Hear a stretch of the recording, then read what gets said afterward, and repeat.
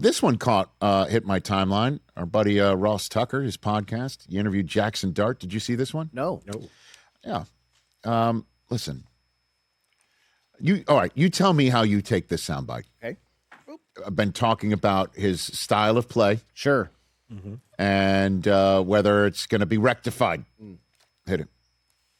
It's very situational based. I mean, first, second down, like, all right, let's be good with our bodies here. Like, let's not take anything that's unnecessary. In crucial situations, you know, I promise you I'm not going to be the one that's going to slide before that first down. Like, I'm going to give it everything I got to go get that first down. And really, like, play the game as hard as I can. And that's the style that I played since I can ever remember. So why would I change it? It's kind of my mindset. So really just making sure that I'm being smart. But, yeah, I think the narrative has kind of got drawn out. Like, I feel like way more people just talk about that side of the things than just like, oh, how did the game go? How's he playing or whatnot? But, I'm going to continue to play the game that I played my whole life. I love this sport. I think you can go back. I played big-time football for the last 4 or 5 years, and I've missed 2 games. So when you look at an availability standpoint, like, I'm out there for my team, and I'm going to make sure that I can put, my best product on display and be a really good leader for the guys around me. I like it. You do? I do. Giants fans. Situationally, Please. I don't love that part, but Yeah, but that's the problem. everything else is That's the great. entire. What do you mean? That's the entire problem. I mean, he is right. He's only missed a couple of games. I He's got the it. data to back it up. I understand that, but we don't need a big blue tent brought to you by fill in a blank. MetLife. Makes sense. You know what I mean? Like, come on, man. I get you. I heard that, and I'm like, gosh, darn it. I think John, he also did say that the two of them, he and John Harbaugh, get along because John's just as aggressive. But I think at the end of the day, John will He'll reel that in. talk about sliding on third down, situationally sliding.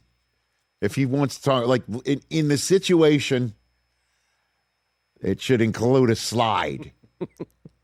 You know what I mean? Because Is he going to be out there in training camp with the big thing, sliding, and working on the Who did they do that for? what's the big thing? What are you talking I'm about? talking about Like a slip and slide. Yeah, like almost like a slip and slide at training camp where they're practicing sliding. Yeah, but that's even more dangerous than I know, the slip and slide NFL. is A slip and dangerous. slide. How many kids Yeah. wind up in slings and casts when I was a kid on the slip and Well, slide? they didn't use soapy water on it. It was just like a mat. Yeah, I mean, it's like still. it's like an action park on the lawn. Yes. Alpine slide. You don't want to go anywhere near that thing. Yeah, That that's thing a was problem. dangerous. But Come right, on, right around the man. Super Bowl time, I saw a video with him and Stephen A. They were backstage at some function. Yeah. And he literally said to Stephen A., I guess they had been talking about it, and his reply was, "Don't worry, I get it." And he pointed to his head. He goes, "I get it." Yeah, okay. But that doesn't let me just say this. If they have Jeremiah Love, he's not going to have to even think about sliding too much because he ain't going to be running with the ball. That's You know true. what I mean? That's true. I think when I hear this, What do you that think? John Harbaugh is going to get a handle on it, and that if anybody sits here and thinks that let's put it this way, Jaxson Dart saying there's a narrative out there. The reason why the narrative continues is because we still haven't heard yet. I understand. I get it. Even Christian Ellis didn't take care of it. That one against the Giants was deep into the season. Deep into multiple blue tent visits. He got wrecked. This is after the narrative had been formulated and crystallized. I understand. And discussed over and over. And he still didn't get out of bounds. And then you even hear NFL Films picking up footage of the Patriots planning for him, saying the kid doesn't like getting out of bounds, so let's basically teach him a lesson. I'm watching this hit right now. Oh, It's absurd. It's airborne. And it's just, you know what? If you're not situationally going for it on third down because you're trying to preserve yourself, you know what comes after third down? Fourth down. You know what you could do on fourth down? Go for it. Go for it. Unless you play for the Seahawks. Yeah. Because they don't. Okay. Well, they don't have. I love his moxie. My God, Of course. he's the king of New York. He could be the king of New York, this guy. John Harbaugh is now your coach, okay? He's changing situationally a lot in that building, the way they do things situationally there in New York. an all-time terrific NFL head coach is coming in and being the Sherpa. Awesome. Let's just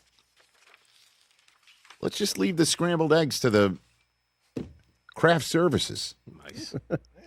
That's all I'm saying. Right. Yeah, you want And aggressive is one thing, but just like, hey, I'm a kid who only knows how to play one way. Well, guess what? There's been a ton of kids who've only know how to play one way, and the one way that they have after that is the one out the door. Out the door. Hey, you made it all the way to the end. Thanks for that. Check us out every single day streaming live on Disney Plus and the ESPN app 12 to 3 Eastern.